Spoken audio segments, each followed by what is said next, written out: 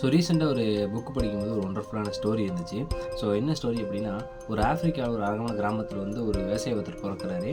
So அவர் தினந்தோறும் என்ன பண்ணுறாரு அப்படின்னா, அவரோட லைஃப்பில் வந்து வயலுக்கு போகிறாரு, விவசாயம் பண்ணுறாரு.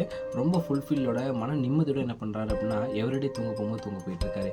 ஸோ சடனாக ஒரு நாள் அந்த வழியாக ஒரு துறவி வரும்போது அந்த விவசாயியை பார்த்து சொல்கிறாரு, ஒரு வைரம் உன் கையில் கிடச்சிச்சு அப்படின்னா இந்த ஊரையே நீ வாங்க முடியும், அந்த அளவுக்கு ஒரு பவர் இருக்குது அந்த வைரத்துக்கு அப்படின்னு சொல்லிட்டு இந்த வைரத்தை பற்றி விவசாயிகிட்ட சொல்ல ஆரம்பிக்கிறாரு.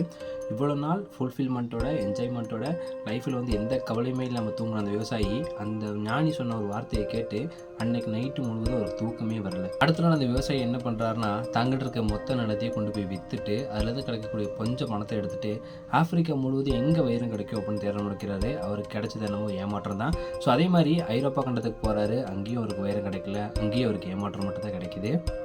ஸோ ஐரோப்பாவில் கிடைக்கல அப்படின்னு சொல்லிட்டு அடுத்து ஸ்பெயின் நாட்டுக்கு போகிறாரு. அங்கே அவர் போய் ரீச் ஆகும்போது அவர்கிட்ட அந்த இடத்த வந்து ஒரு மூவ் ஆன் பண்ணி போகிறதுக்கான கட்டண ஃபினான்ஸ் இல்லை, உடம்புலே ஸ்ட்ரென்த் இல்லாமல் பாபிலோனா லிவரில் போய் என்ன பண்ணிக்கிறாருன்னா தற்கொலை பண்ணி இறந்து போகிறாரு.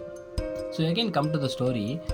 அந்த லேண்டை வாங்கின ஒரு நபர் என்ன பண்ணுறாரு அப்படின்னா, அந்த லேண்டில் தன்னோட இருக்க அனிமல்ஸ் எல்லாம் குளிப்பாட்டிகிட்டு இருக்காரு. ஸோ குளிப்பாட்டிகிட்டு இருக்கும்போது அந்த சூரியனோட ஒரு கதிர்வீச்சு வந்து தண்ணியில் படும்போது அது வேறு இடத்துல ரிஃப்ளெக்ட் ஆகுது அப்படிங்கிறத வந்து நோட் பண்ணுறாரு.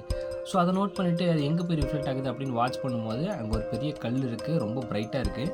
ஸோ அந்த கல்லை கேரியன் கொண்டு வந்து தன்னோட வீட்டில் வச்சுருக்காரு. ஸோ அந்த கல் வந்து பார்த்திங்கன்னா ரொம்ப பிரகாசமாக இருக்கிறதுனால அந்த வழியாக வந்த ஞானியோட கண்ணில் வந்து அது படுது. ஸோ அதை பார்த்து அவர் இந்த விவசாயி தான் வைரத்தை கண்டுபிடிச்சிட்டாரு அப்படின்னு நினச்சி ஒரு ஆர்வத்தோடு போய் அவர் இல்லையா அப்படின்னு கேட்கும்போது, இல்லை அவர் வந்து இந்த இடத்த விற்றுட்டார் அப்படின்னு சொல்கிறாரு. அப்போது இந்த கல்லை பார்த்து ஞானி கேட்குறாரு, இது வந்து ஒரு வைரக்கல்லாச்சு, இது எப்படி உங்கள்கிட்ட கிடச்சிச்சு அப்படின்னு கேட்கும்போது அந்த நிலத்தை வாங்கினவர் சொல்கிறாரு, இது வைரக்கல் கிடையாதுங்க, இது சாதாரண ஒரு கல். ஆற்றுல வந்து விலங்குகளை குளிப்பாட்டும் போது நான் கடந்துச்சுன்னு எடுத்துகிட்டு வந்தேன் அப்படின்னு சொல்லும்போது அந்த ஞானி சொல்கிறாரு, இது சாதாரண கல் கிடையாது, இது ஒரு வைரக்கல் அப்படின்னு சொல்லிட்டு அப்புறம் பல ஆராய்ச்சிகளுக்கு உட்படுத்தி பார்க்குறாங்க, அது உண்மையாகவே வைரக்கல் தான். அப்போ அந்த ஸ்டோரியிலேருந்து சொல்லக்கூடிய விஷயம் என்னென்னா, நிறைய நேரங்களில் நமக்கு வாய்ப்புகள், செல்வங்கள், பணங்கள் இதெல்லாமே நம்மக்கிட்டே இருக்கும். பட் ஆனால் நம்ம அதை ரியலைஸ் பண்ண மாட்டோம். யாரோ ஒரு மூணாவது நபர் மாதிரி பார்த்து அவரை மாதிரி நானும் ஆகணும் அப்படின்னு சொல்லிட்டு நம்மக்கிட்ட என்ன இருக்குன்னே நம்ம தெரிஞ்சுக்காமல் அவரை மாதிரி வாழணும்னு ஆசைப்பட்டு அதை தேட ஆரம்பிக்கிறோம். அப்போ உங்ககிட்ட என்ன திறமைகள் இருக்கோ, உங்ககிட்ட நீங்கள் என்ன பண்ணால் உங்களுக்கு வாய்ப்புகள் கிடைக்குமோ அதை பண்ண ஆரம்பிங்க. அப்போ தான் உங்களுக்கு இது மாதிரியான ஒரு வைரம் அப்படிங்கிறது கண்டிப்பாக கிடைக்கும்.